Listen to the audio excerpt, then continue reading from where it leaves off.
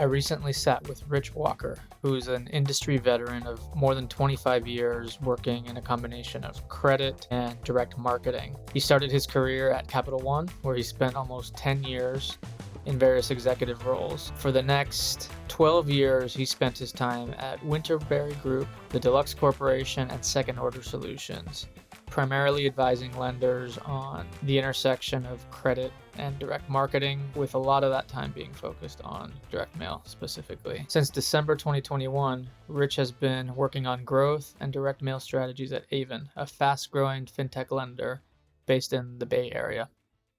Rich sat down with me for over 90 minutes to walk through how the channel works, how big it is, how to get started, the normal pitfalls he sees lenders fall into, and much more. If you're a fintech lender that isn't sure how to get started in the direct mail marketing channel, you're not going to want to miss this one. Let's jump in. Rich, thanks for making the trip up here. Good to see you. It's a pleasure. Thanks for having me. Yeah. So as you know, on this show, I normally cover digital marketing, primarily affiliate. And now we're starting to branch off into other types of channels. Why should an affiliate marketer start to be thinking about direct mail? Yeah, that's a great question. And, as I think about that, I start with the conversations I've had with lenders. So I've spent my career working in lending. And every lender I talk to, and I'd be interested to hear what your audience thinks about this, but every lender I talk to tells me the same thing. That is, their number one and number two channel are direct mail and affiliate. They can be in different orders. Sometimes it's affiliate and direct mail. But almost without fail, everybody says the same thing. And the third channel is usually really far off. So, those are the two big workhorses from what I've seen in consumer lending. And so I think, just from there, I think it's interesting for affiliate marketers to understand and know what's going on in direct mail. There's a lot of stuff that they can do together, which we'll get into. Let me try to put some scope on direct mail. So when I talk about direct mail, I'm talking specifically about consumer lending direct mail. There's all this other parts of direct mail, which I don't think are going to be interesting to your audience. I don't find them that interesting. I'll get into a little bit of mechanics of direct mail and why I don't think it's interesting. But if you look at consumer lending direct mail, last year there were 6 billion pieces that went out. So 6 billion direct mail pieces went out from consumer lenders. Now you can imagine the bulk of that, about half of it was credit card. And that's dominated by the big players, obviously. But 1.5 billion of those were personal loans. That's the other big category. And that's subprime and prime.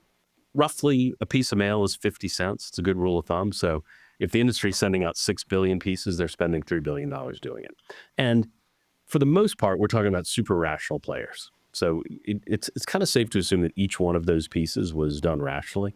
So you can think about the CAC associated with the piece of mail as being roughly equivalent to the LTV, right? So these are very sophisticated techniques, and these are very sophisticated marketers. And so what you've got, I like to think of it as about $3 billion in spend, super rational. Got it. When you say $6 billion, pieces. 6 billion pieces, $3 billion. $3 billion. Is that purely print and postage? Or does it cover data expense, humans? Like how all in is that expense? So here's how to think about the 50 cent. So I throw the 50 cent number out because it makes math really easy. And it's pretty accurate. But here's the way to think about it. Your postage is going to be between 30 and 33 cents a piece, depending on a bunch of variables on how your logistics goes and how big your quantity is and how deep you can insert in the USPS. But it's the biggest part of your spend. It has no margin associated with it. So there are no vendors, we'll get into this when we talk about supply chain, but there are no vendors that charge any margin on postage. If they do, they shouldn't be. That's the biggest chunk of your spend. You'll spend somewhere between 3 and 10 cents on data. And again, that depends on how much data you're pulling, who you're pulling it from, how much quantity you do, who your vendors are, et cetera.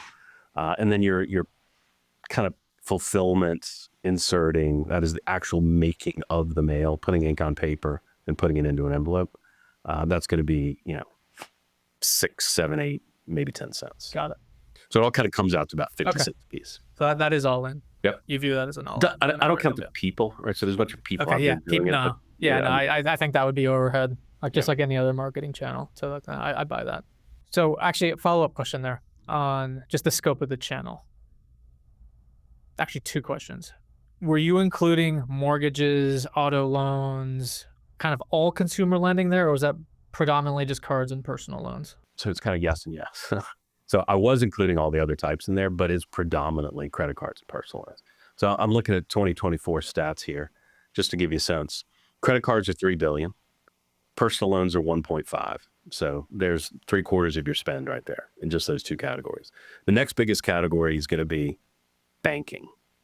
That's the bank sending out pieces that says, here's $300 if you come in and open a checking account with me. Okay, no, so not lending, but Sorry, and I discount that from the $6 billion. got it. Okay, So, but that is one. That's like the next biggest category. got it. I apologize. I took that out when I said 6. Okay, no, I got you. And then after that, mortgage, $283 million. And not this is 2024 was not a big mortgage year, right? So when rates drop and we get a refi boom, that number will spike dramatically. It may be bigger than card. And then you've got auto loans at about 150, equity credit lines about 180, and student loan refi at about 110. Where's the data coming from? This comes from a panel. So there are panels out there that what they do is that they pay people to keep all their mail. So they have a random sample of folks in the U.S. You get paid to put all your mail in a box. You send it into them.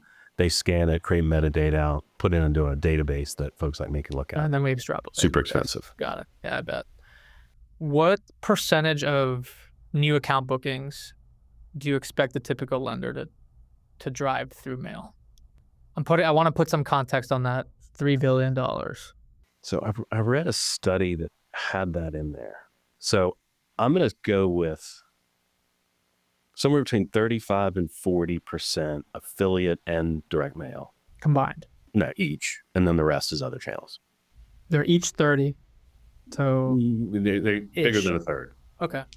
So all the rest combined is a third left. Yeah. Okay. I mean, there's a big stair step. You got your affiliate. And again, you got to be careful on your syntax here, because affiliate can mean a lot of different things. And we don't, I don't need to tell your audience that. But, if you sort of take a rational view of what is affiliate and then you take your direct mail business, those are the big two. Number 3 is a big step down, right? So, you might think, like what other channels would there be, right? So there's the stuff that comes in from search. There's stuff that comes in from display. Those just aren't big scalable channels. Social. Yeah. In branch. In branch is really small. Yeah. So I think what you're saying is if I have affiliate well covered, I have mail direct covered, I'm already in a pretty good spot. Yeah, I absolutely do think that. I think, and if you're doing affiliate, you're not doing direct mail, then you've got a lot of growth that you're missing out on. I mean, I can tell you this, because I've seen many examples of fintechs that went from nothing to sold to either the public markets or to an acquirer for, call it 9 figures plus, with just those 2 channels. Yeah. Affiliate, direct, and they never touched anything else. So that all tracks just based on my experience working with these folks. Let me share some data I've seen on affiliate, and I just want to see does it kind of jive with what you're seeing in mail. So I was looking through public filings, folks like Quinn Street, Lending Tree, Credit Karma, Experian. And they don't always disclose perfectly how much of their revenues are coming through affiliate channels. Because if you think about all those businesses, they have some direct-to-consumer stuff. So it's usually a mix of revenues. But I kind of put my finger to the air and I was trying to answer the question of how much are consumer lenders spending on affiliate. And I came up with $6 billion per year, $4 to $6 billion. Does that pass your gut check? Absolutely. It should be roughly equivalent to what we see in mail, right? If you think about it, right? Again, if what I said is true, which is they're roughly equal amounts of volume coming in from the 2 channels, and everybody's being super rational, then the spend should be roughly equivalent. Got it. I want to put in a word here by our sponsor for today's episode, which is Spinwheel. You'll find them at spinwheel.io. They help you streamline your lending application pages with 2 fields. So if you're anything like us, friction on application pages makes you nauseous. It makes your CACs go up. It makes your volumes drop. It makes your CFO and CEO say mean things. The trouble is, it isn't easy to fix. Your product and engineering is probably busy. We get it. Spinwheel's API streamlines a lending application form with just a phone number and a birth date. Like magic. But really, it's a smart tech. Then you'll get a 20 to 30% lift in your application rate. Additionally, they can give you real-time, verified customer credit data and seamless payment processing, which can help you serve customers beyond the initial application. To see a demo, click on the link in the show notes to chat with their head of growth and see this thing in action. So we've established the size of the pie is massive. It's worth going after. Let's talk about a dynamic I observe often, which is fintech lenders starting in digital channels, often things like search and social, things I guess they understand because they're native digital organizations. Why do you think direct mail is often a channel that they come back to maybe later than the numbers maybe indicate that they should? Yeah, that's a great question. So let's talk a little bit about the mechanics. I'm somebody who's been doing direct mail for 35 years, been directly and indirectly responsible for tens of billions of pieces of mail. And I'll tell you, and I think everybody who does it would agree with me, that we all hate direct mail. Direct mail is a terrible channel. And this is probably why your digital natives aren't clamoring to get into it. And why is it bad? Well, it's bad because it's expensive. It's a $500 CPM channel. If it's 50 cents a piece, that's $500 CPM. It's super slow, right? So it takes 2 weeks to print mail. It takes a week for it to get delivered. It takes you a week or so to put the whole thing together, and then it takes you a couple of weeks to read it. And so your cycles, like the cycles of learning, if you decide, I'm going to do a test, and I'm going to wait and see the results, and I'm going to use those results to tell me what to do in the next test, you're looking at 6 or 7 tests a year, if you decide to do that. Right. So it's got all these sort of inherently, and it's got a regulatory overhang on it, right? You've got FCRA, but it's got all this overhang on it. It's got the firm offer credits, and it's got the adverse action, is all this stuff that overhangs direct mail. So the reason we do it, right, and the reason we we do 6 billion pieces on it is pre-screening. So pre-screening is what is enabled by the FCRA. It's called a firm offer of credit. It's called a pre-screen. If you open up a piece of direct mail, it'll say, "Congratulations, you've been pre-approved." That's a very specific signal to you on how that piece was generated. It's not coming to you randomly. It's coming to you very specifically because the lender looked at your credit report. They looked at your credit report without your permission. It's the original soft pull. The lenders have permission from the FCRA to go to the credit bureau and ask for names that meet a certain credit profile. And you can be as specific as you want in the credit profile. You can give them your model. If you've got a super complex model, you can code it up and only get folks who pass that model. And you can put all kinds of response constraints on it. So you can put whatever constraints you want on it. You get that list back with PII, and then you can mail the pre-approved offer. That's the power of direct mail. Now, FCRA requires lenders to, when you do a pre-screen, you have to do 3 things. 1, you have to disclose that you did it. 2, you have to offer the customer an opt-out. And 3, you have to approve them if they respond. Mm-hmm. Asterisk on that. We can come back to that if you want. But for the most part, that's the quid pro quo. Got it. And so traditionally, lenders have translated that to direct mail. So if I have to give you an opt-out and I have to give you a disclosure, I have to print it on paper and mail it to you. And I'm sure the folks in your audience will know this and be frustrated by it, but there's this assumption in regulatory land that if you mail somebody something, they read it. But if you email it to them, they don't read it unless you have unless you have a record that comes back and says this was read. Let me make sure I understand that. The regulators are going to say you sent the mail, you checked the box on from offer, you sent an email. That's not going to cut it. Okay, typically. I don't want to. Okay. I'm guessing there's some judgment. Yeah, there's a compliance judgment placed upon that. A couple other things strike me here. That 6 billion pieces per year, has that been relatively steady? Has it been growing? Has it been declining?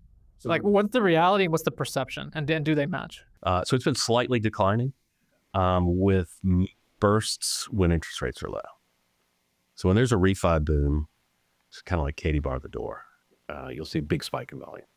But for the most part, it is steadily and slowly declining. So I remember the first time I gave a talk on this, I did the exact same analysis, and it was 10 billion. Okay. And this is years ago. So it's steadily coming down, and it'll spike up with rates. Oh, okay. So I guess let me ask the bigger question. Assuming rates are kind of fairway, is that 6 billion pieces going to be 10 million or 10 billion in 10 years or 1 billion? Like, where do you think this is in 10 years? Now, so the volume that came out of mail, or the money that came out of mail went into affiliate. Okay. So there's like a transformation happening there. Got it. This is my read on Your what happened. opinion. Got it. Right. So Carva comes up, Yep. Lending Tree comes up, Bankrate comes up, Experian comes up. They take the dollars. Because they're just as targeted as mail.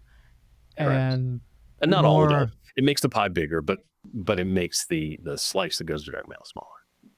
Because you just have other rational approaches. And to your point, there are folks out there who don't know mail, don't do it.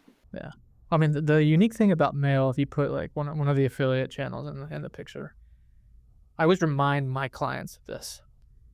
Just because you tell an affiliate that Joe or Rich or Carlos is eligible to see my offer doesn't mean they're going to serve that offer in front of Joe, Rich, or Carlos, right? Because they still have judgment that they apply on who sees what offer, what other offers are they eligible for. Versus mail, if you send that piece, it's gonna land in the box, right? Versus that is not the case with affiliate. And I think it's just an important reminder, because the level of control that you have in mail, I think, is significantly higher than affiliate. There's another thing that you're dancing around there, and that's the nature of the hand raiser versus the qualified. I always think of it as, if somebody's going to get a loan, they've got to be qualified, and they've got to be interested. And affiliates are really good at finding hand raisers, so it's finding people who are interested. Right. So if you're on one of those sites, you're on there because you're thinking about loans. Depending on who your partner is, you may or may not have qualification algo with it, but for the most part, these are interested people. In direct mail, you're hitting people who are not actively interested, not seeking loans, right? But they're super qualified because you scored them with your model. So if they look at your piece and decide to engage, you can give them a loan. And so there's sort of these two parts. Like, that's what's kind of great about you've got direct mail helps you find the qualifieds, affiliates help you find the hand raisers. And if you get good at working them together, then good things happen. I would expect this objection is going to come up with early stage companies that are digital natives and only playing an affiliate and digital stuff. Here's what I think the objection looks like. You made the point earlier, it's complicated. There's some real hair to making this channel work. If my CFO now shows up and says, hey, I don't want to do all this hard work on a channel I believe is a dying channel, what would you say in response to that? That depends. I mean, part of me wants to say, well, don't come in though, because I don't think my piece is better. Shoot, it's not dying at any kind of fast pace. So I did say it was declining, and I think the numbers will bear that out, but it's not declining at a super fast pace. The folks that are in there, like the big mailers, Citi, Cap One, Chase, Amex, SoFi. I mean, these are super sophisticated. Like, it's like they're not abandoning the channel, right? These are folks who are doing 50 million pieces a month. So I wouldn't say that it's a problematic channel once it's up and running. It is a little bit harder than most to get stood up. The other thing I said, and I used to have a slide that said mail is scale. You can only push so hard on your affiliate. You can only push so hard on search. You can only push so hard on display. You can push the heck out of mail. We can push a ton of mail through the system once you get the math figured out. There's this phase, when you're starting a program, you go through this learning phase where you've got to do tests. You're doing very small tests. One cool thing about mail, I guess it's the same affiliate, but the amount of work you do as a lender to generate a 50,000 piece test is the exact same amount of work to send out 5 million pieces in a month. Like, the work's not different. And so you sit down, you do all your work. So the way you start is you learn. So you start and you say, I'm going to do 50,000 pieces and see what happens. And then you look at it and you say, oh, this worked, this didn't. Let's go back and do another 50 doing the good stuff. And it comes back. You get the better results. Oh, this works well. And you do that a few times. Now you're kind of out of your learning phase. Now you're just into scale. How much can we punch out? Right. So I found the pockets that work. I can go to the credit universe, and I know that there's X million people that meet that criteria. So let's start mailing. And then let's start trying to figure out how to expand that box. So now you're in this, you got this production approach going where you're pumping out mail. And then along the side, you're testing your boundaries. How can I go deeper in the model? How can I use different attributes to put me in deeper? Got it. Let's pivot a little onto, you were talking about the economics on this earlier. I want to unpack that a little more. That 50 cent per piece, can you unpack that for us? How much is postage? How much is printing the letters? How much of that is creative development? How much of, like, just give us a rough idea. And I'm assuming the 50% furthermore is at scale.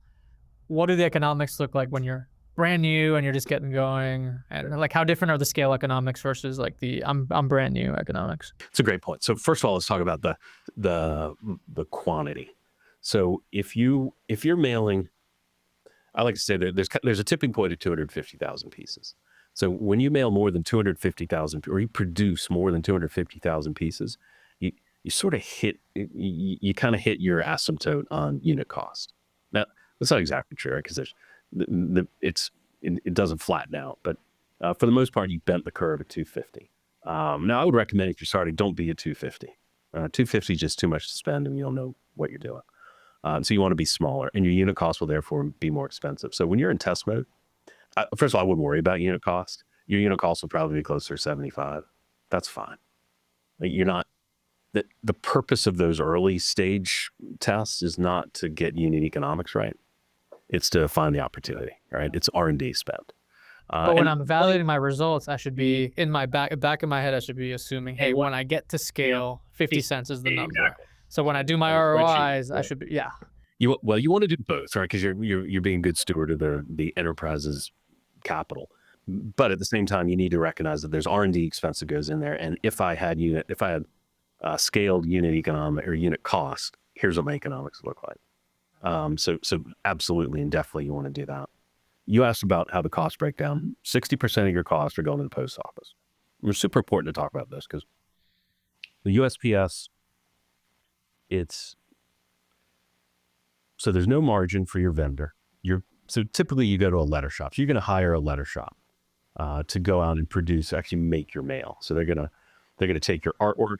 Right? So you as a lender, you produce two things. You produce artwork and you produce a list. And those two things come together on machinery to make mail. And your letter shop is going to handle the post office for you. They'll have an account set up with the post office. They'll probably have a little post office inside their facility so they can get all the mail checked, and they're putting it on trucks and it's getting shipped to the right place. And is it the letter shop that's already negotiated the postage rate? No. That's the lender? No, that's just quantity. Okay. Just quantity. It's just a rate sheet. Got it. Now they do these things. They have this logistical process. It's really cool.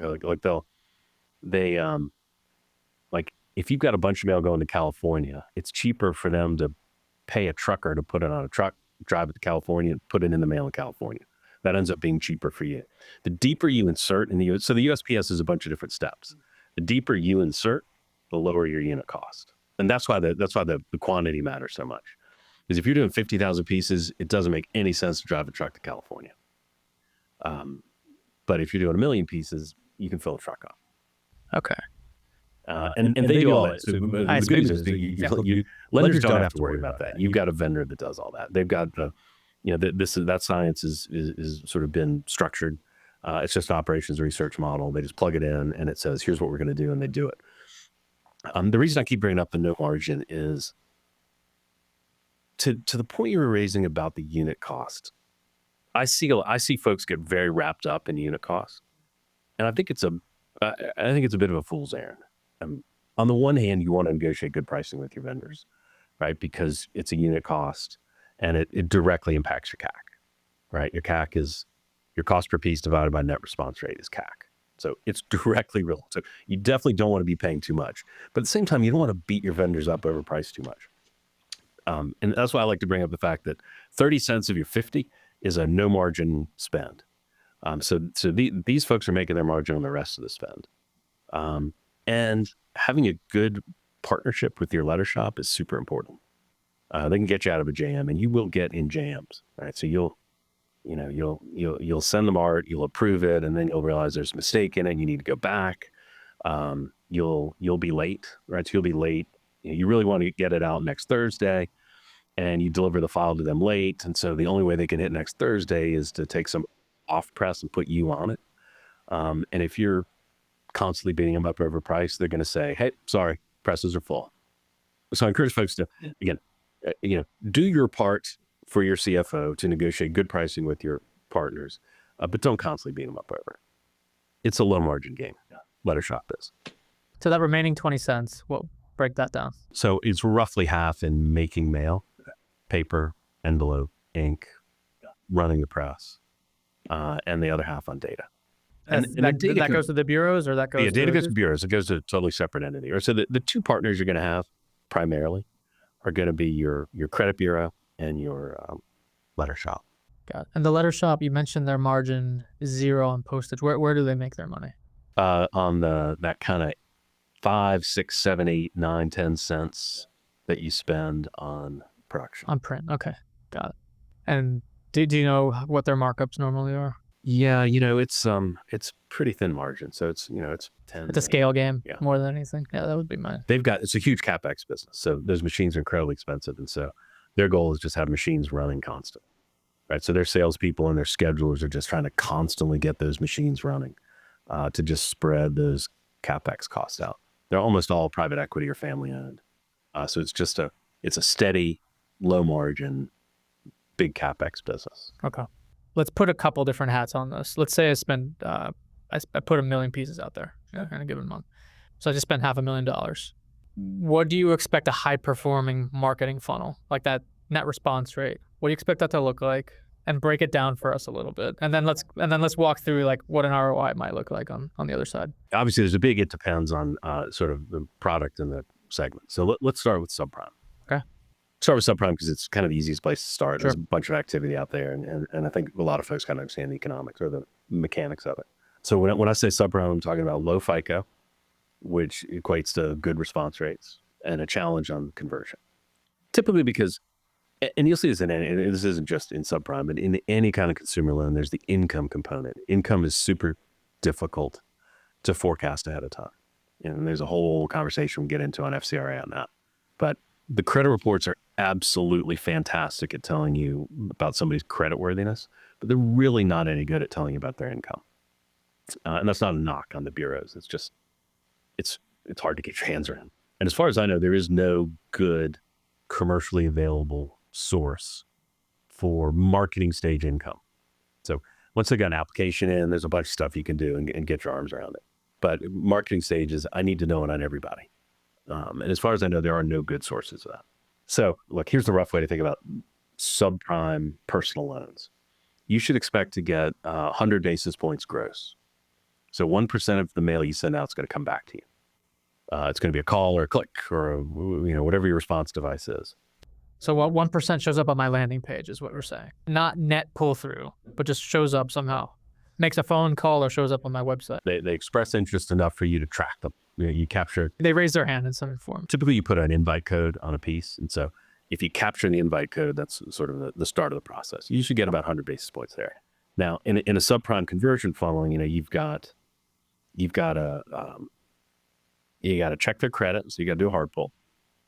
Typically, I was go through typical.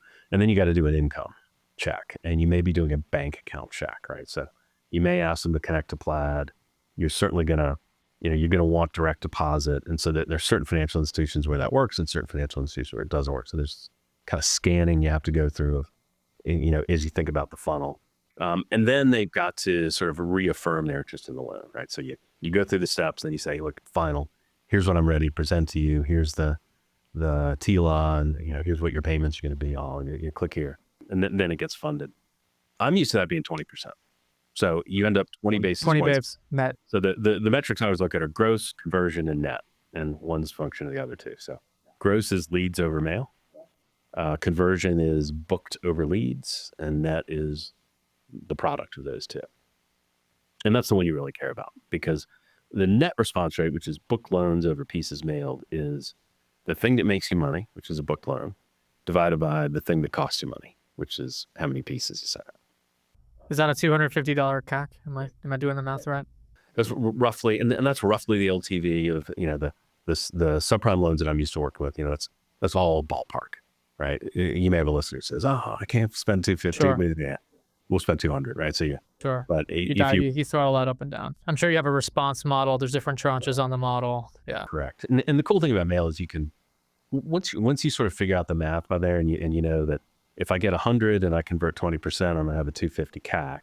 You can say, well, I don't, I need a 200 CAC. So you just You dial your models, your volume gets a little lower, but your CAC comes in where you want it. That's a rational mailer should always be on CAC. And the thing that flexes is volume. Imagine a well-tuned mail program. It's been running for years. The analysts are good. The response models are dialed in. The product's great. How do those CACs generally compare to the other stuff the lender does? Like, is it usually about the same? Is it higher, lower? What do you typically see in practice? Let's start with, so if you're growth, if growth is your objective, every CAC for every channel is going to be the same. It's going to be equal to the LTV, right? Because you're going to say, I'm going to spend every dollar I can. That's where the CAC is higher than the LTV is higher than the CAC. But you'll make a penny on every mail. Exactly.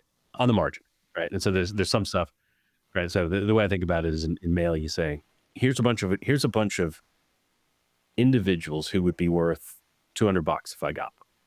So I'm going to get as many as I can for $10, as many as I can for $50, as many as I can for $100, as many as I can for $150, as many as I can for $200, and then stop.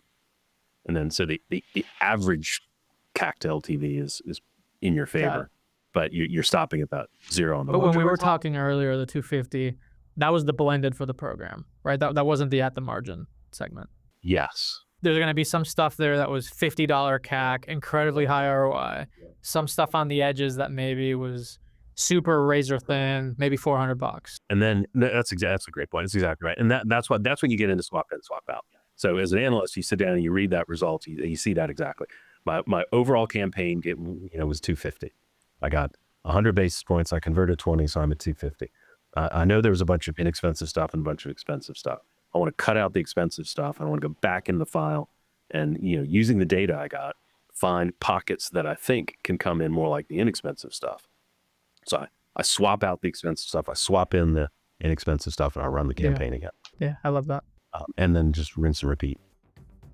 I want to take a quick break in the action here. If you want to support the show, the number one thing you can do is go to thefreetoaster.com and sign up for our newsletter.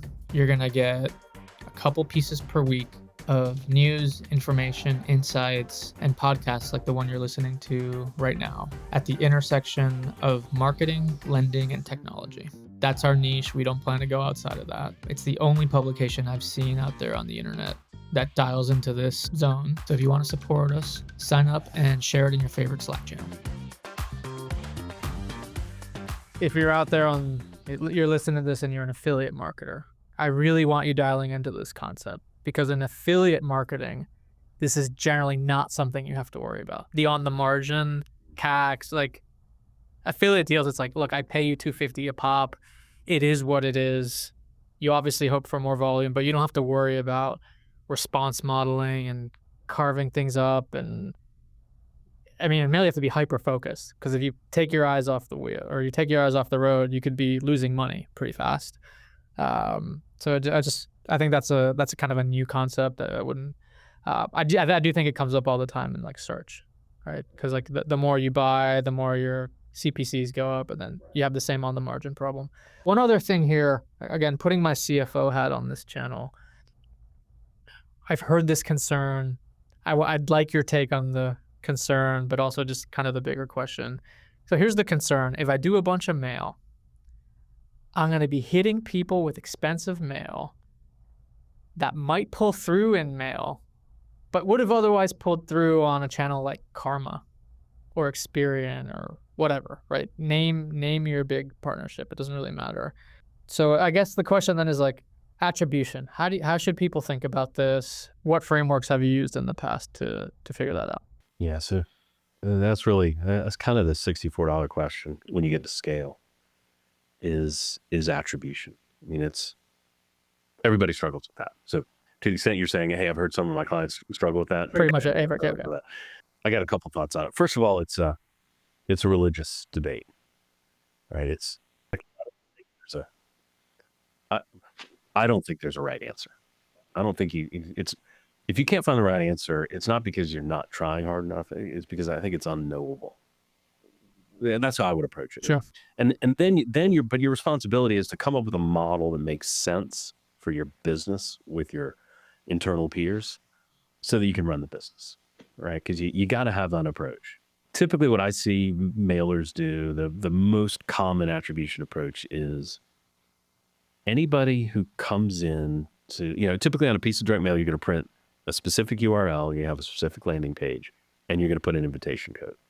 So anybody who comes in through the direct mail URL to the direct mail landing page and or puts in a direct mail invite code is 100% attributed to the mail, period, end of sentence.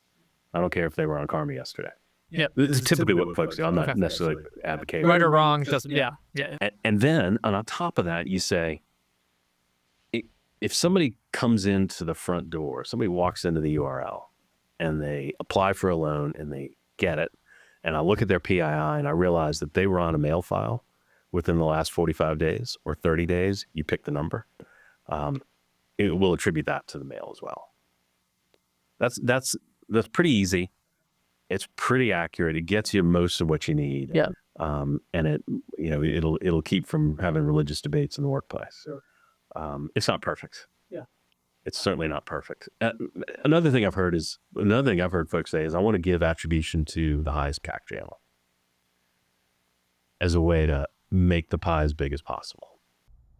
What's the thinking behind that? So the thinking is, if let's say there's a group of new customers that are sort of have a bunch of attribution signals on them. So they were on Karma, you sent a mail, they visited the website, blah, blah, whatever you showed Facebook ads. So they kind of got all the signals. Now you got to put them somewhere. If you put them toward the highest CAC channel in general, then you make that channel look the best, and you kind of move its margin down, right? So you make it bigger. So that's a philosophy I've heard. Got it.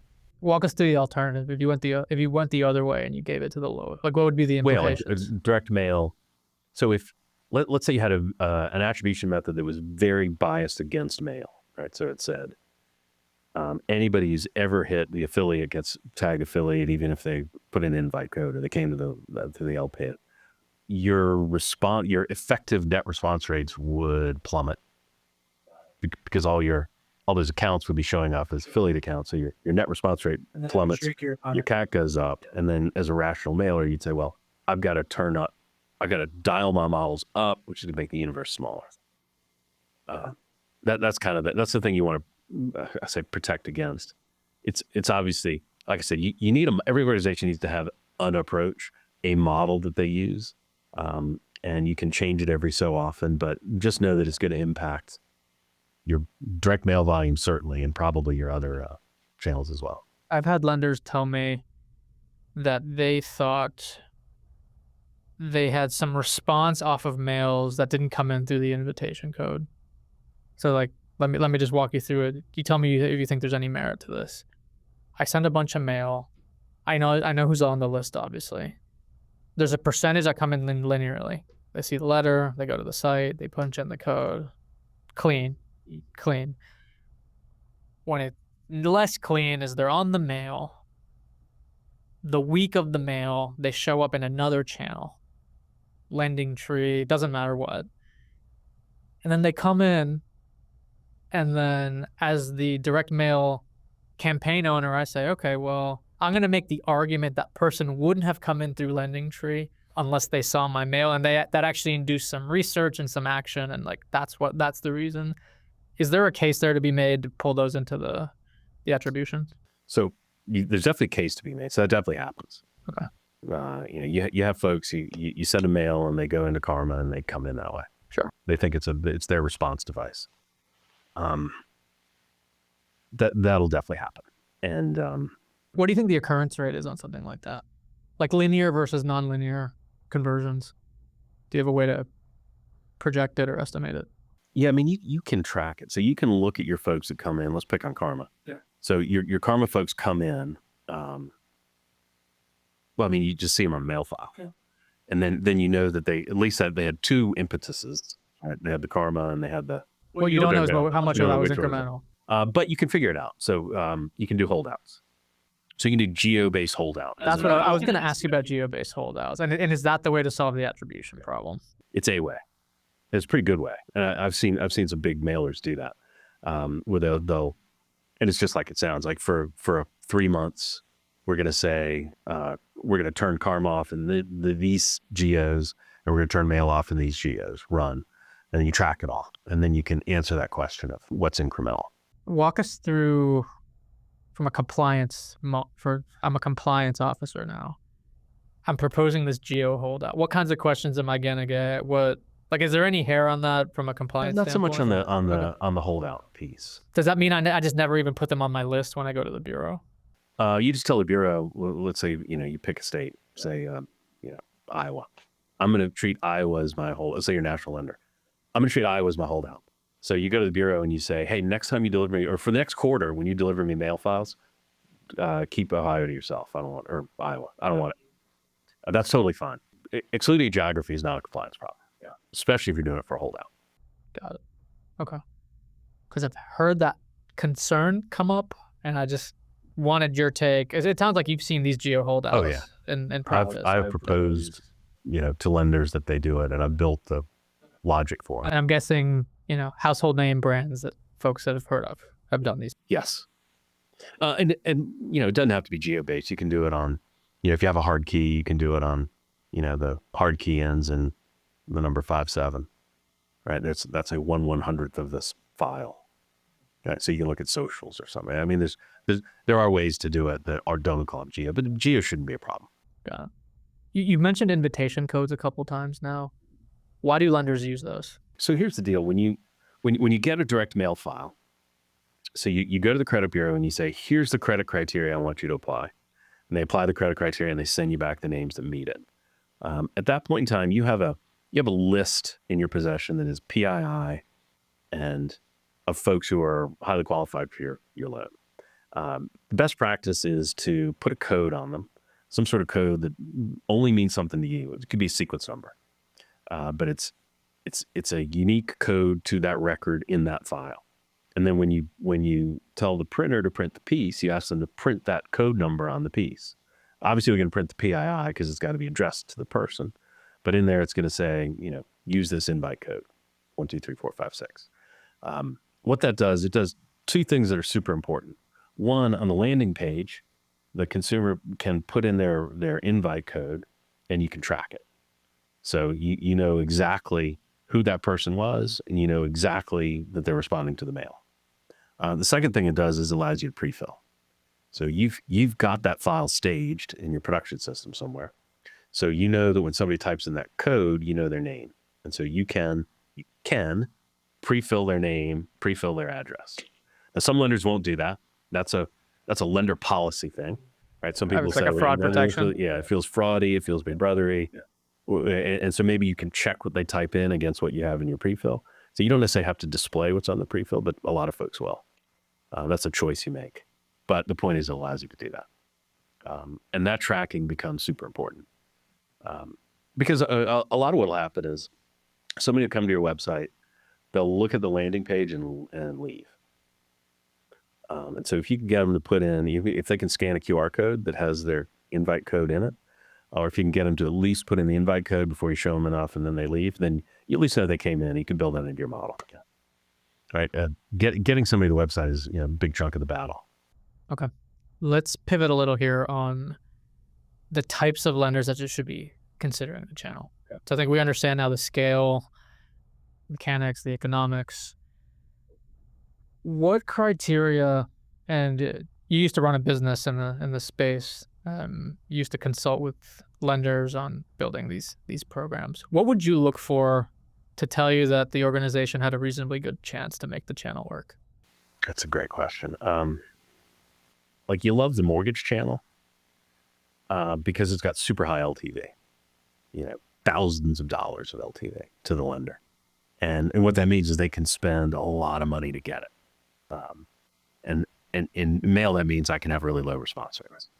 And so I love the ends of the spectrum. So I love a really high LTV, which is going to be your mortgage and home equity. And then on the other end, I love a really low CAC, which is going to be subprime. High response. Yep.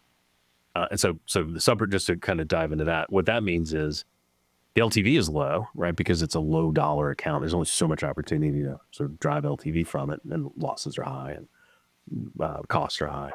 but the response rate is super, super high. And that means that your CAC is really low. And so again, it's about finding where CAC and LTV meet. And I find they meet really well on the edges, and not so great in the middle. Got it. So, credit card is kind of in the middle. Auto loans are in the middle. Those are just the tougher ones. Obviously, they're super competitive. And so, if you have a choice to compete against Cap One or not, you probably would choose not to. Got it. But in general, I like to be out on the edges. I love low CACs and I love high LTVs. How about culturally or organizationally? Are there any things you notice about a culture that tell you maybe direct mail isn't going to be a good fit for them? So it's a test and learn channel. So the number one thing is and I've had people do this. People brought me in and said, "Hey, you say you know all about direct mail. Tell us the answer." And I'll come up with a plan for them to learn how to get the answer. And that doesn't work very well, right? Because they're looking for the answer. Like, you won't find the answer right away. And there's nobody who's going to come in and tell you the answer. Every brand's different. Every product's different. Every time is different. So, if somebody brings in a consultant and they say, well, tell me the exact answer, give me the code, give me the model so that I can make this work on the first drop. They're looking for cheat code. They're looking for the cheat code. Yep. You should walk away because it'll be nothing but pain. So the right way to approach it, and the mentality you look for and the culture you look for, is test and learn, R&D, right? I want to figure this out. I know it's going to take a couple of steps along the way. I want to spend the least amount possible to learn the most I can to give myself a chance to, after the learning period, to be pushing scale and having swap in, swap out opportunities along the way. If you're a test and learn person and you hear that, you say, oh, yeah, that's, but there are a lot of places that aren't like that are not test and learn, where that's just not a thing. Like your first campaign you do in direct mail will lose money. That's fine. You didn't do it to make money. Like, it's going to lose money on its own. Your CAC will be higher than your LTV. But it's an R&D. Like, you're trying to earn with it, right? It's learn versus earn. Yeah, you came in eyes wide open. It was going to take some time. Is that what you typically observe in the cultures that make this thing really strong? Is it that curiosity and that test and learn, or is there more to it? Like, as you look at world-class direct mail programs, like what are those world-class organizations doing that, like, the 50 percentile is not? Yeah, it's relentless focus on test and learn, constantly challenging the control in every aspect. The list, the offer, the creative, right? Direct mailers talk about that. But what makes a piece of direct mail? It's the list, the offer, and the creative, in that order.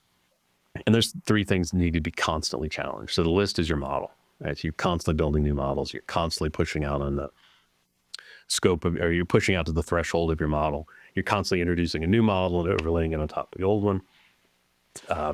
You're constantly bringing in new data, right? So, once you get good at the credit bureau data, now you want to add another source. You want to add some demographics. You want to add some clarity. You want to add, whatever else you want to add, home value. You want to add some kind of income proxy, but you're constantly trying to, by the way, I would recommend against that, but you're constantly just trying to push in new data to get more signal. On the offer, you're constantly reacting to what happens in the marketplace with your offer, right? So, what's the fee structure? What's the price structure? What's the up to amount? If you set the up to amount a little higher, you get more response, and that brings in better people, and that's typically a good thing, but it's got credit implications, blah, blah, blah. So there's this constant pushing of the product based on what you're seeing in the marketplace. And then creative, right? There's infinite different ways to talk to consumers. And you see a lot of tactics. When you look out at the panel data, you see all the tactics that are out there. The envelope, with promotion or stealth, right? That's a big debate people like to have. Should you use a stamp or indicia? Should it be a colored envelope or a white envelope? And then you get inside, and it's like, well, there's this Johnson box, right? The thing along the right side that has the summary of the offer. That's called the Johnson box. A lot of people are religious about it. Some people aren't. Should you put something else in there? Should you have a brochure in there? Should you have a buck slip? I mean, we could go on and on. All that stuff needs to be tested. You need to constantly be testing that. And it sounds like, based on your comment before, there is no universal answer for, like, it's segment and product and audience dependent. Like, the answers could be any of the above for depending on the context. That's been my experience, is that is the case. That an experienced person can come in and sort of put the program on good footing, But you know, if somebody came to me and said, "Hey, you know, I'd like for you to come in here. We've never done direct mail before. I want you to develop a program that's LTV to CAC positive on day one." You know, I think I'd just walk away because I just don't think you can do it. What are the odds of success? Well, they're limited, and that's the wrong mindset, right? Because you're never going to get, even if you get the first one right, then you know there's no mindset for test and learn, and so you're just never going to get the thing to scale. Got it. That's my opinion. You mentioned list offer creative as kind of the parameters for optimization. What are some of the high level levers on the list? Like what are some of the questions the lender should be asking? Primarily, it's about your models. Okay. So let's talk about models for a second. So in direct mail, so in the construction process for direct mail, let's walk through that first, and we'll come into the models because it's super important to this. So you start when you go to the credit bureau. The credit bureau has 220 million names in it. That's basically every adult in the U.S. And so the first thing you need to do is a series of, I call them square cuts or hard cuts, where you go in and you say, I don't want any, like these states. I don't do business in these states, so cut them out. I don't want anybody who's got a bankruptcy. I don't want anybody who's got a judgment or lien. I don't want anybody who's outside of this FICO band that I've decided I'm going to do business. And these kind of very rough, useful, but very blunt cuts that you make to the universe. You kind of whittle it down. Then you put and again, this doesn't have to go in this order, but here's how I think about it. Then you put your risk model in place. So you've got an underwriting model. You've got some sort of approach you use to underwriting, and it needs to be applied to the marketing file. So that's the stage where I would do that. I would pick up my model and I would score it with all the data. All the same data is out there. So if you're an Experian shop, you build all your models with Experian data. So you pick them up and you put that same model on the mail file, and you cut out anybody who's going to fail your risk model. Then you put a response layer on it. So now you figured out, basically the first two steps have whittled the universe down to, here's everybody I'd love to have on my book if I could get them, right? My underwriting, my credit people said it's fine. These are the folks I want. We're going to make money on them if we can get them. Then you got to put a response layer on it, because now you got to bring them in under a certain CAC, and that's the response model. And so you apply that and you say, well, according to my model, I can only mail people that score above this score, and that kind of generates your mail file. Got it. And what are the inputs to that response model typically? Like for mailing one where I don't have a mail history, like what kinds of stuff am I looking at? Let me come back to that. Okay. This is a great question, but let's start just to go into the models a little bit. So the risk model typically is going to be something that comes from the underwriting folks. Like if you don't have an underwriting model, then you're probably not thinking about mail. So you need to, and your model maybe quotes around it. Maybe it's a FICO band and it's a series of hard cuts. That's fine. But it's got to be something you can pick up and apply. Now you get to response model. So models, the biggest part of the list is the response modeling, I think. It comes from, you build your models off your own data. So you've got, let's say you're up and running. So you've got a bunch of previous campaigns. You can pick those campaigns up. You can run them through a modeling routine to sort of build some kind of algorithm. It can be machine learning. It can be logistic regression. It can be any one of dozens of different ways you want to do it. But it ultimately is going to come up with a way for you to take a brand new file you've never seen and sort it. So you want to sort it in order, and then you want to make a cut where you think the CAC is going to be in your favor. That's kind of the drill. That you as a mailer, like it's probably your most important job, is ranking and cutting on response. Now, the response is, to your question about how do you get started. So it's easy if you're Cap 1. It's easy for you to think about modeling because you just got years and years of history, and you got billions and billions of pieces of mail. Sample size, you can go to town. If you don't, you got a couple of things you can do. One, you can use the credit bureau models. So the credit bureaus come pre-wired with off-the-shelf canned response models, just kind of built on general trades. And what are the input? Is it just credit bureau? Yeah, so I think if you're Experian, you can sit back and you can say, hey, in this time period, I saw this many people open up credit cards. And I can go back a couple of months and look at what their profiles look like then, and I'll build a model on that. And do they know who was on a mail file, and they can infer response that way? Or do they not even need to know that they were mailed? I don't know exactly what they do, but they can know that, because that's a promotional inquiry. Sure. Promotional inquiries, we as lenders used to have access to promotional inquiry attributes. So I used to be able to go in and say, I don't want anybody who's had more than 5 pieces of mail this month. Can't do that anymore. Oh, really? Yeah, those are called promotional inquiries. So you as When did the rules change around the use there? let's see, it was probably right around the Great Recession. Okay. So Card Act likely. Yeah. Yeah. I wouldn't swear to this. I don't think it came from the Card Act, but it was kind of that era. A bunch of regulatory buildup. Sure. Yep. But if you go to your bureau right now, you go into Carmen, you look at you get a copy of your credit report, it will show you promotional inquiries. That's everybody who's looked at your file without your permission. And so if you get a piece of mail from Cap One and you go to your credit report, you should see a row on there that says Cap One looked at your credit report. That's the promotional inquiry. So you can see it as an individual, but as a lender, I can't screen on it and I can't use it in models. Okay. Sorry, but to get back to that, so the bureaus, and I don't know how exactly they do it, but they do have access to promoters. So they could say, here is everybody who got mailed and here's everybody who got a credit card. They build a response model. They put it out there for any. You just don't know if that's how they're actually doing it. Exactly. And it's pretty good. So I've used those. I mean, that's how I typically start with, if I'm working with somebody, that's how we'll start. You start with the off the shelf and they work okay. They're not great, but it'll get you. They rank order at least. I like to do, so if I'm doing a first campaign, I like to do 75% using their score and 25% random. Got it. Okay.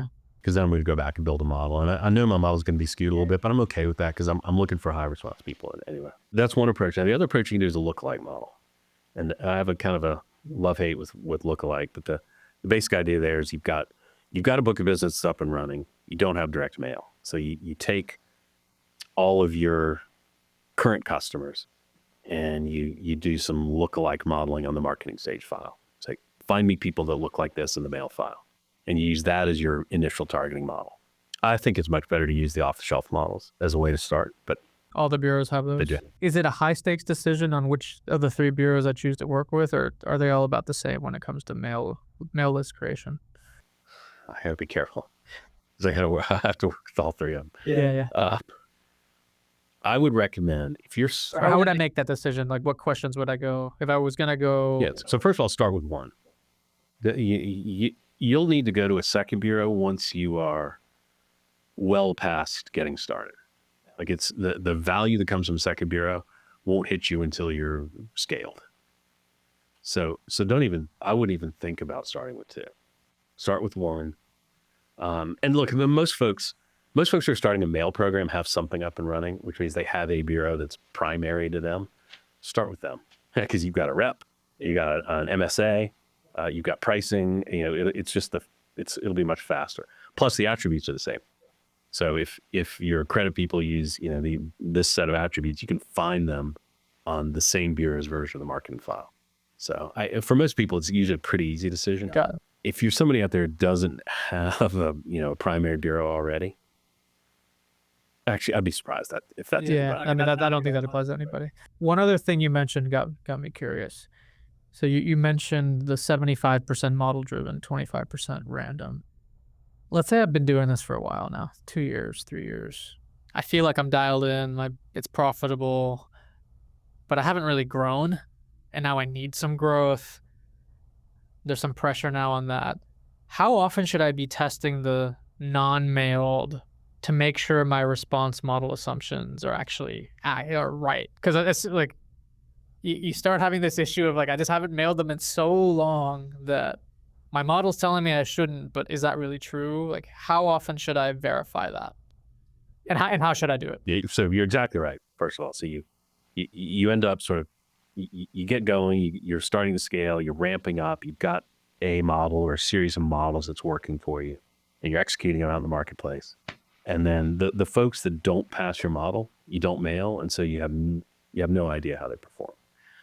So it's always easy to find swap outs, right? Because you can sort of look at your campaign and say, oh, if I had perfect information, I wouldn't have mailed these people. That's easy. Now you got to find the swap in. And the swap in is from somebody you didn't mail by definition. And so you don't have good information on it. And so the best way to do that is, as you kind of alluded to, is to every so often go in and do some random testing, or universe testing. And it doesn't have to be random, right? Because you can make an educated, you can draw, a picture around the area you want to go. You go a tier or 2 down. Yeah, exactly. You're not doing pure random. I mean, pure random's not a bad idea. You're not going to mail the bottom decile for fun, right? Exactly. So if you if you're constantly mailing deciles 9 and 10, then, maybe once a quarter you mail decile 8. And maybe there's some, you can always overlay models, right? So if there's a model that tends to work better in decile 8, you can sort of merge it in on top of your 9 and 10 model, and it'll help you pick some folks in 8 that you can pull up. That should be one of your most important tasks, is how do I find the folks that are just on the outside that I can push in? And so you should be testing regularly. Again, once you're up and running. This is a quick plug here for my marketing agency. It's called New Market Growth. We do nothing but help fintech lenders accelerate their growth in affiliate marketing channels. Our services are both strategic and operational. And if you want to learn more about how we can help you, find us at newmarketgrowth.com or email me directly at carlos@newmarketgrowth.com. So let's pivot. I think we spent a lot of time in theory, which is awesome, because I think if folks are going to invest in the channel, they need to understand how it works, what they're in for, and generally how the game is played. If I want to launch a DM program, let's just start with how much time should I reserve to go from I have nothing whatsoever to like a reasonably performing channel? Like, is that a year? Is it 2 years? What do you think the right expectation is? So the rule of thumb I would use would be 4 cycles. 4 cycles. Okay. Sort of 2 to 3 of just raw learning cycles, and the 3rd or 4th is kind of a validation cycle.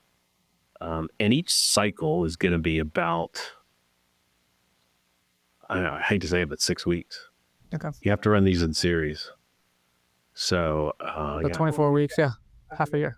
I mean, I'd love to tell you there's shortcuts, but yeah. But when you start, it's super frustrating to live in these cycles, but that's about how long it takes. I mean, you design the batch, you evaluate. You get the bureau, you get the list, you build your strategy, you get your creatives done. Then you kind of send it into your letter shop. It's a week or 2 of sort of staging and production on their part. Then it gets shipped to the USPS and it spends a week getting delivered. Then, typically a campaign takes a couple weeks to fully respond. Most folks will respond in the first 3 or 4 days, but you'll be at 60%.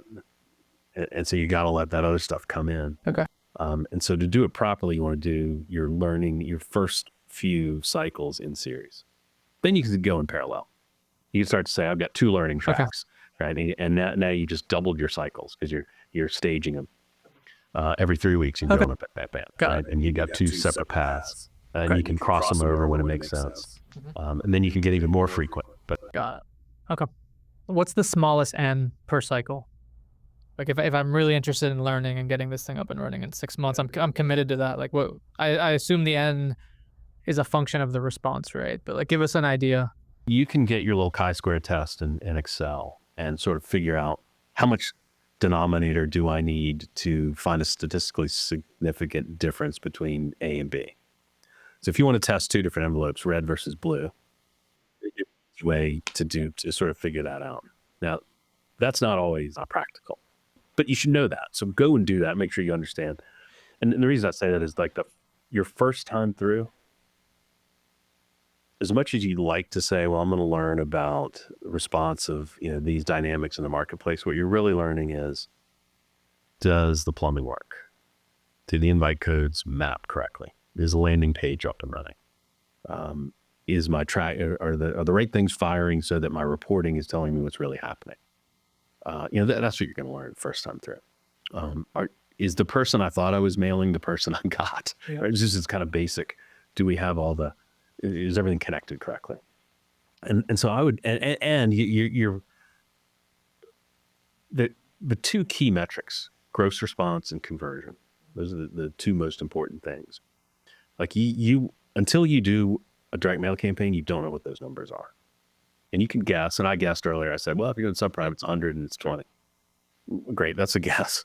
If you want to know for sure, do some direct mail. And I would say spend the least amount of money as possible to learn those 2 numbers and whether the plumbing works. And so I always argue small.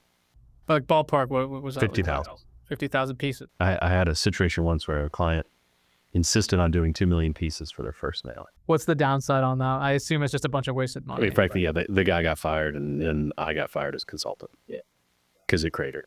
So 50K roughly, and is that Which are- is that nationwide or dialed into a specific geo? So it's, if you have, so yes, if you have a national footprint, it's national. There's a time when we'll figure out geography. If you're, you'll have good states and bad states, but I wouldn't start with that. Really, I would start with 50. The first one should be 50,000 pieces, same treatment. So don't try to do any creative testing or any testing of anything. Just put it out there, check the plumbing, and check the gross response rate and the conversion rate. Okay. Then plan your next one. Your next one can be bigger. You'll have the amount of you have infinitely more data when you do your second one, because you've got the first one. And you can sit in there and you do your regression analysis, and you look at every single attribute you had from the credit bureau, and you say, what's highly correlated with the responders? And you pick 2 or 3 of them, and you don't have enough to build a machine learning model, but you got enough to sort of make some different cuts than you made last time. Last time we did 75 using their model, 25 sort of random. Now we can go in and we can say, well, the people with more than 10 trades who have age of oldest greater than 24 and have more than $10,000 worth of revolving debt, they tended to do a lot better. So let's only mail them. Gotcha. So your second one's going to be infinitely better. You have much more data. You can make it a little bigger. Right now you can do an A/B test. You want to test your creative? Let's do a creative test or an offer test. Let's do fee versus no fee, or high fee, low fee, or high rate, low rate, or up to 2,000 versus up to 2,500, whatever it is. You can begin to do some A/B testing, and then you kind of do that. That's your second time. Third time is more the same. Okay. And fourth time you say, okay, I've kind of figured out where I like to be. Let's just do it again. It's so important to do that too. When you see something that works in the marketplace, you're like, this is the thing we can grow. Just do it again. Do the exact same thing again. Is that to make sure it was right? To make sure it was, you're just no fooled by randomness. Got it. What are the highest leverage things that you need to figure out in that? Is it, so I assume envelope, I assume creative, I assume list. In that first couple 3 iterations, what are the questions you're asking yourself? Like, what are the highest stakes things you need to? So I wouldn't test creative at all in the first few cycles. I would find like your letter shop's going to have creative folks that can help you. And maybe there's somebody in your network that can help you. But you want somebody who's done consumer lending direct mail, not somebody who's done CPG. You want somebody who's done lending. This has got a very specific look and feel. And again, the folks in the letter shop will know how this works. So I would start with them. So go to them and say, help us design our first piece.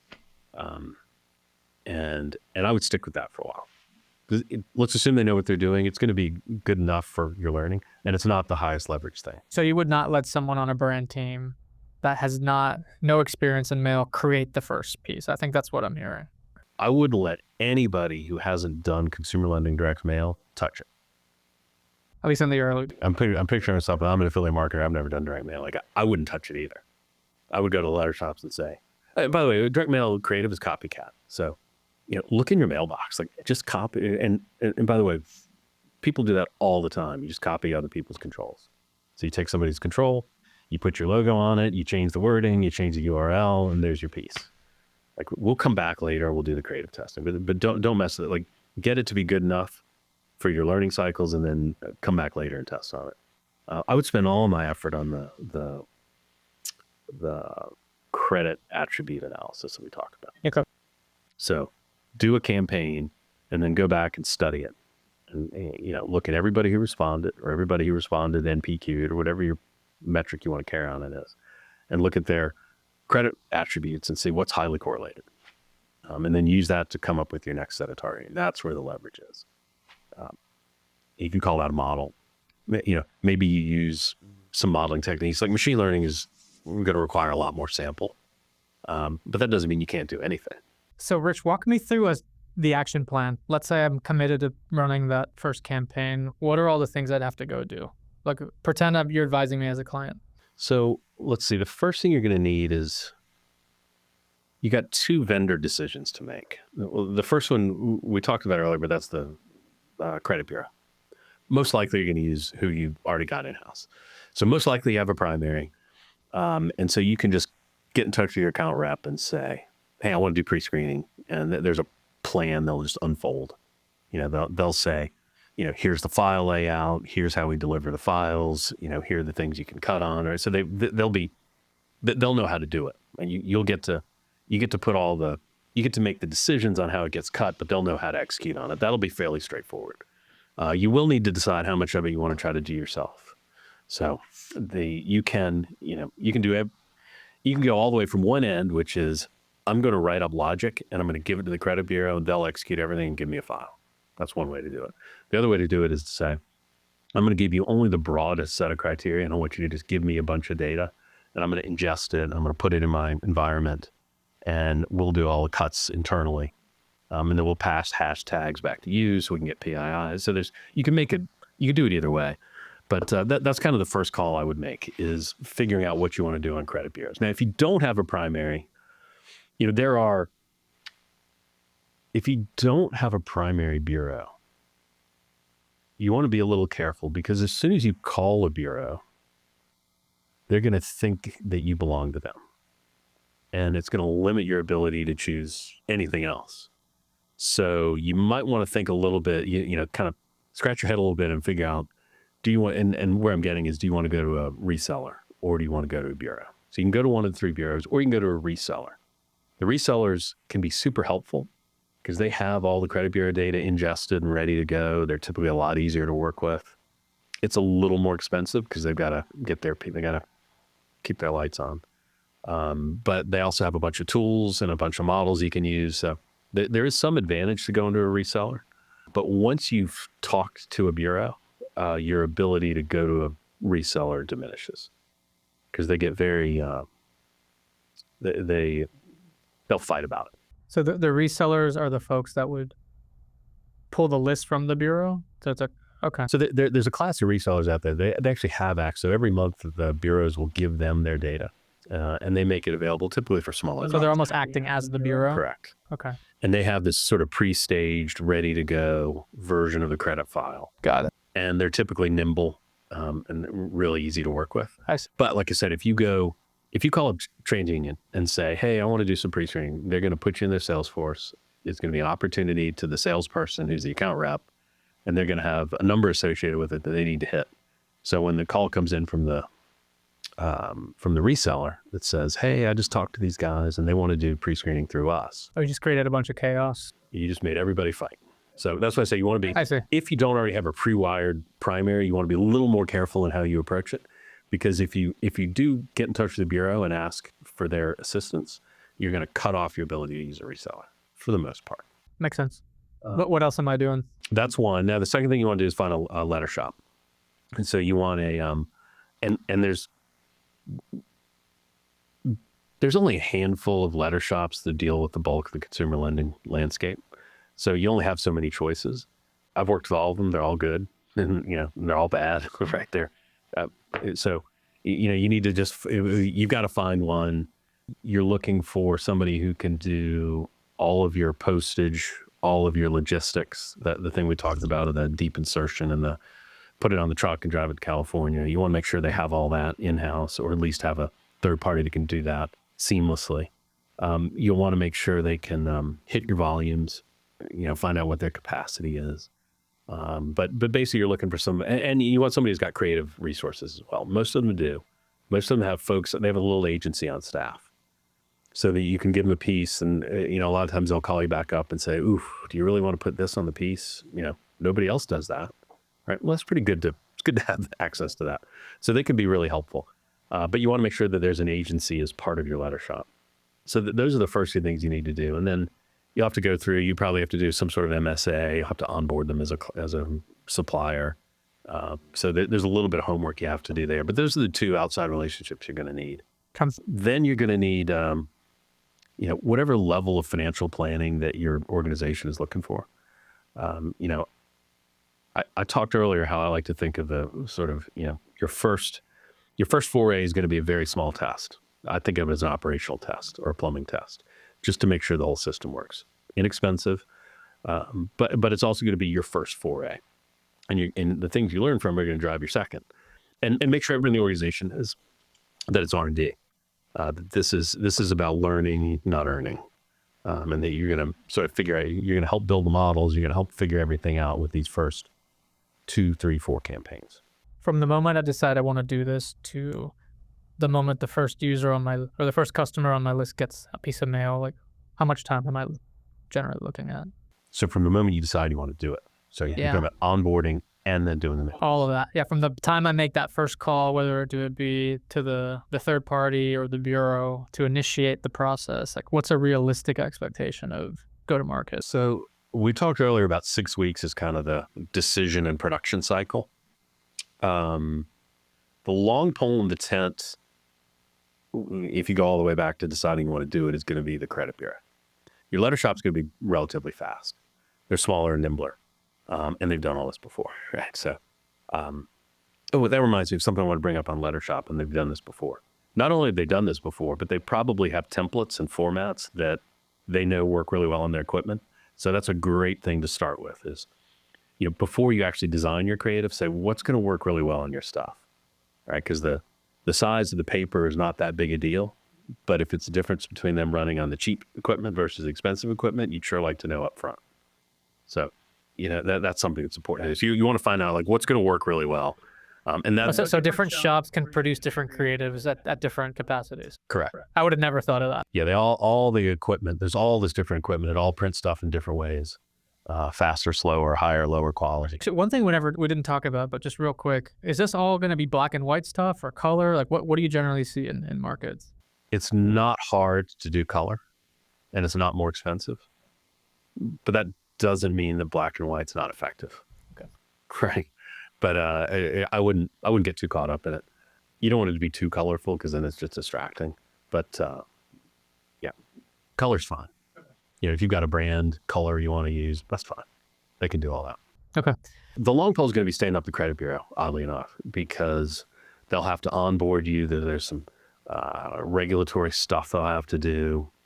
And then just going through their process of getting the files and getting set up in their system, that's going to take the longest. So we talked about 6 weeks earlier, and we said the first couple of weeks of that is planning. So that'll overlap a little bit, but I would count on 4 weeks to get the thing stood up. So 10 weeks. Yep. So there's 4 and there's 6, but 2 of them overlap. Some part of me says that's incredibly fast, and some parts of me says, damn, that's slow because I can get Facebook running tomorrow and I can get some affiliates up. Yeah. So we talked about this at the onset. That's one of the things I hate about direct mail is just how long the processes take. Now, obviously, that's not that 8 weeks we talked about is from a standing start. Once you get it up and running, and then you start to offset your cycles, it starts to be a little quicker. But like that 2 month time frame sounds like pretty high confidence that's going to get there. Yeah. Versus an affiliate, I won't name names. I'd like to, but I'm going to restrain myself. Right. We all have to work in this industry. Exactly. But I've recently experienced cases where the lender would have loved to launch tomorrow, and just for whatever reason, the partner either is unwilling or has constraints internally that makes the gap between intent to production much longer than 2 months. So I kind of look at mail and I'm like, okay, it's 2 months, but at least I know that in 2 months, it's going to be the list I want, the creative I want, et cetera, et cetera. Versus in partnerships / affiliate, A, it could be longer than 2 months. And B, once the thing gets going, it may not be exactly what I wanted because the partner has to buy in and it's a negotiation at the end of the day, right? So I think that's the big advantage. It's a great distinction too, because in direct mail, you've got at least 2 third parties involved, but they do exactly what you tell them, right? They're not there they just do what you tell them. You place an order in there, and that's not to, but as opposed to when the third party is a network, they've got to worry about their own revenue, their own traffic. 100%. We've all heard of those cases where they say, well, we've heard that story before, little fintech. You're going to be the biggest thing ever. And we put you up and you've taken all our traffic and you dropped it all. Correct. And we're not doing that again. Correct. And it's interesting, and I talk about this a lot on my show, this whole concept of I want lenders wired that are going to play in partnerships, operating, acting, talking like, and truly believing that they work for the partner. Because that's really how it works in that dynamic. you're serving them with your offer, with how you treat their customers, et cetera, et cetera. And if something isn't aligned with their philosophy and their values, they're just not going to give you traffic. So you really work for them in that context. Here it's flipped. And what's funny is I've seen lenders that were direct mail shops. Their history, their DNA was built there. And then when they go to deal with partners, they come in with this mentality of, oh, you work for me, go do this, go do that, go do this. And the partner's allergic to that mentality, right? So you really... I can see now that you mentioned, I can totally see that. Yeah, you think if you're an affiliate, right, you could think that the lender is really their job is to take the network's traffic and turn it into accounts. Turn it into gold. And if they're not turning it into gold, they're not getting that. I mean, they're only going to get so much, right? Because the publisher still wants to give the customer options. So there's plenty of reasons your offer may still be displayed. But if you're not turning impressions into gold, you can only grow so much. Well, it's interesting you brought that up because that's a dynamic you don't see in direct mail. So these third parties, the letter shop and the bureaus will be more than happy to let you mail entirely too much. But they will not stop you. Now, maybe they should, right? Because from an NPV standpoint, it makes sense. No, but financially, they're incentivized to just let you... Yeah, well, they don't want you to blow up. So I've been a vendor before, and you don't want your clients to blow up, right? So that's why like the 2 million piece one I was telling you, I was like, please don't do that. Like it's great revenue for us in the current period, but you're gonna blow up in fires. Got it. Interesting. I want to pause here to put in a good word for one of our sponsors, Fiat Growth. They're a strategic marketing consultancy dedicated to data-driven decisions, innovation, and execution. Just to give you an example of some of the services they provide, which are quite broad: paid media advertising, marketing and sales, tech stack, lifecycle marketing, go-to-market strategy, creative services, conversion rate, partnerships, accounting and/or tax services. If you're a fintech or an insurtech, check them out. Find them at fiatgrowth.com. What's your take on the pros and cons of building a direct mail marketing function in-house versus just outsourcing all of it, including strategy and intent? Like, how would you think about that? A couple of things. We've talked about these cycles, and from that you can gather that direct mail is episodic. So it runs on a different cadence than affiliates, as an example, which is kind of a daily thing, right? You log in. I'm assuming every day at some point you log into some portal and you look to see how a series of campaigns are doing, and you can adjust them. So it's got a daily or an hourly cadence. Sure. Direct mail doesn't. Direct mail has a cycle cadence. So when I was independent and working for lenders, I called it Hell Week. Every month I had a Hell Week, and that's when the credit bureaus delivered their files to me, and my job was to turn those files into direct mail files. Mm-hmm. And it's super intense. But it just lasts a week. Then now when your mail is in the letter shop and you're queuing up and getting streamed onto printing equipment, there's really not much going on. And so it's, in a lot of ways, direct mail is a perfect thing to outsource because it's episodic. So you go hire a direct mail person, they're going to have what looks to you to be a very weird work cadence, right? Because they're going to have their Hell Week. And then they're going to have their nose, once the results start to come in, that's another Hell Week where you got your nose in your laptop and you're studying everything's happening. You're looking at every single response. Where did it come from? What were its attributes? How can I use what I'm learning here to make the next one better? But it's got a very different cadence of work. And so in a lot of ways, that makes it something you would want to outsource. Now, I would argue as a practitioner that it's also super tied to the business goals, which is the kind of thing you wouldn't want to outsource, right? Because it's, you've got included in what we've talked about is your credit model. So here's my underwriting model, like the sum of all my IP as a lender, it's all baked into this algo, which is better than everybody else's algo. Yeah. I know everybody's at the best, and you really want to give that to a third party, and then when you're up and running, you're constantly managing CAC to LTV. And LTV is driven by a lot of things that are internal to the company. So how's your outsource provider going to really understand the nuances of LTV? If I get good at cross-sell, my LTV goes up. And so if you outsource it, you got to make sure that the person who's doing it is pretty well connected, because they know that we just jacked up cross-sell and the LTVs just went up 10%. Yeah. So it's not a perfect answer, but yeah. No, I mean, it sounds like there's some real some real hair to that evaluation. The machine learning and the modeling and the statistics, I don't think those are that different. Like the mechanics of that aren't that different from what happens in other parts of the company. So to the extent you've got a team of data scientists they're out there doing projects and exercises to make everything you do better, you can use them for this. Like, you don't need to staff that up. It doesn't have to be net new people. You can reuse what's going on in other functions. And so there's some coordination stuff that's going to happen that you want none of your internal people to do. So there's a little bit of expertise you need. So you may have to, maybe you hire somebody, or maybe you have a third party that comes in to help guide you through all of those steps. But yeah, it's a new muscle you got to build. Do you typically see VPs, directors that run digital programs also manage mail, or do you see separate teams?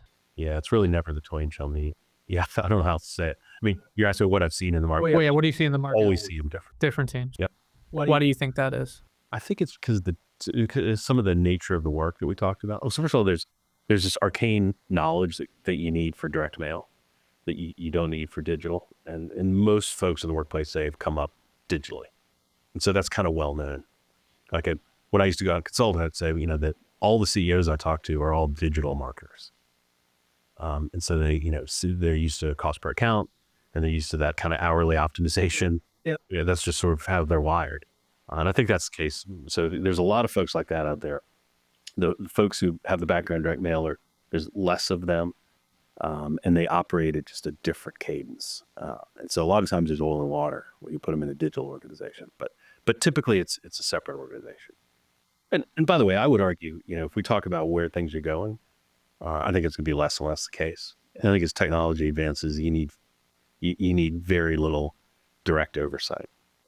I think the days of the big DM teams are over. Yeah. You can do it all, like one person can do it all on the laptop, either as part of your organization or not. Yeah, so let's go there, because this was something I've been chewing on in the context of mail, but also a question I've been asking myself broadly as I look at any marketing. Because I'm seeing everything that's happening with AI, and the lens I'm starting to put on anything I do, I see clients doing is, will this just be software in a year, 2 years? And I look at mail, I listen to what you have to say about it. A lot of it feels systematic. It feels like I could write the right prompts in an AI to say, do this analysis for me, build this model, here's what you're optimizing for. It feels very structured. I see that creative dimension on what do I say and how do I say it. So I think there's still very much a role for humans here. But I could see automating a lot of this stuff. And I don't know if I don't think the startups start to think about, hey, how do I make direct mail cool and futuristic? I don't see a lot of people thinking about this. But I think someone will notice that number you gave earlier, that $3 billion, this is real money, and I'd like a piece of it. And if I can make this easy for lenders, A, they might actually grow the pie, but B, they may, instead of hiring FTEs or strategy consultants, if they could find a great piece of software that they could deploy, I could see this getting more automated. So I'm curious to put your lens on, do you see this business or this channel being something that could be heavily automated, if not fully automated, with something like a ChatGPT? Yeah, I mean, I hope so. I'd love for that to happen. That's part of where I think it's going. I mean, I haven't thought through exactly how it gets there, but it's, I think, more of the automation part of it. Yeah. And to the extent that becomes something you put AI on top, so be it. But the opportunity for automation, I think, is huge. Now, I might argue that the $3 billion isn't big enough to interest most people. I think VC wouldn't care about it, but some bootstrapped entrepreneur might say, hey, I have 2 engineer friends. Let's build this thing. Yeah, and that's what I hope happens. Because everything I've seen and everything I've done is something that could be automated. It's got to be done correctly. But the interface with the credit bureaus could be automated. The modeling could all be automated. The segmentation could all be automated. The orchestration could all be automated. there's massive opportunity. I mean, so massive. Yeah. It's small and massive relative to the industry. So I hope it happens. I'd love to play a part in it because I've got thoughts on what it should look like and how it should function and work, and what it needs to do, what can't do. Yeah, That's exciting because the vast majority of brands I talk to are very willing to experiment, are very willing to deploy capital, are data oriented, are rational. If they had that UI that's like Google AdWords, where I said, hey, here's my list, here's my audience, here's my creative, hit a button, send the mail from me, I can't think of a single lender that wouldn't try this. Right? The blocker is, oh, this seems hard. I don't know where to start. I don't know the landscape. I don't know what vendors are going to try to swindle me. Like, there's all these concerns, right? But if there was a platform you trusted to just deliver, if they had to wait 8 weeks between putting in the order and so what? It could take 4 months to get into your affiliate partner, or 6 months. So like we were talking about earlier, I don't think 8 weeks I don't think that's the blocker. I think it's I don't understand the channel. I don't know where to do. It feels complicated, and therefore I'm just going to keep this at arm's distance. So I think technology could really transform this personally. Yeah, we talked a little bit about the resellers. I mean, the reseller is a good place to start because the reseller is a platform of credit data. And then you put the right interface on it, the right layers on top of it, the right connections, and then you could really have something humming there. And then it wouldn't be 8 weeks. Then maybe 8 weeks becomes 4 weeks. Yeah, exactly. Right. It just becomes a regular production cycle. You're ready to run on day one because everything's already built. All the pipes built for the credit bureau. Creative is something that you'd have piped in as well. I think that's where we're going. I got somebody called me the other day it was a consultant who said, hey, we just signed on this account with one of the big credit card mailers. And she was saying, we need to go in there and pitch them to kind of redesign how they do their direct marketing, the whole team, the whole, hundreds and hundreds of people. And do you have any advice for me? I said, yeah, tell them to do it 5. They don't need hundreds and hundreds. Yeah. I mean, even, again, it's that thing we talked about earlier, like being Citibank scale the work is not that different from being fintech scale. You get some fintech that's doing 500,000 pieces a month, but the work patterns there are the same as it goes on at Citibank. They just have 300 people doing it. That's right. Probably a lot of human eyes on different segments and creatives, and honestly, high levels of bureaucracy in there on like how to make decisions and credit decks. I've seen it all, right? Like you're former Cap 1, so am I. Like we've seen the level of rigor that goes into organization alignment, et cetera. But again, like I think in AI, you teach it that, hey, the credit memo needs to look like this, the credit memo, like credit deck, it will produce that 100 times faster than anything. And that's what's great about fintech too, is fintech, you can actually go do that and get to the scale that these big folks are at. That's why I like the space. Yeah, no, that's exciting to think about. So two questions actually before we wrap. What's a question or two that a lender could ask a potential, let's say it's a strategy consultant, someone that's going to advise them on how to build this? How do you weed out who knows what they're talking about in this category versus folks that, maybe picked this up yesterday afternoon and, declared themselves an expert? Like how do you know who knows what they're doing? So I can think of a couple things a couple paths I would go down. We talked earlier about you can't find anybody who knows the answer. And I always like to say, I don't know the answer, but I know how to find it. So if you want me to come on as a consultant, it's so that I can help you find the answer. But if you want me to bring you the answer, like I just can't. But I'll show you how to go get it. And so maybe the trick question I would ask is, do you know the answer? Maybe you don't have to tell me. Just tell me, do you know the answer? And I think the good person will say, unknowable. I do not know the answer. And if that's what this is, here's the path I would walk you down to get. And we'll figure it out together. Right? That's kind of the right answer you're looking for. But that's the first. That might be the first thing I would ask. That sounds like that would be a red flag for you. Yeah. Anybody who makes any kind of guarantee or anything, I know exactly how to get. Another thing I would look at this. I'm going to go very deep now, but I might sit down with a panel of creatives from that panel I talked about, where I got every creative that's out there, and say, let's spend 30 minutes. I want you to show me some creatives that you think are good performers and tell me why. Now, again, I can't tell you, and here's what you would evaluate, because it's kind of like, I've done this long enough where I can look at creatives and tell you what's going to work and what's not and why. But I'd like to see what that person said, because that'll tell me whether they've been. Or just how they think about it. Yeah. Like what they point out, how they talk about it. Yeah. Okay. Like, here's a creative. Show me the 3 things you like about it and 3 things you don't. Okay. That'll give you like the depth of knowledge. But if I don't know what I'm listening for, like, so you could make that assessment. How do you teach me to make that assessment? You're right. That is a hole in my. Yeah. Yeah.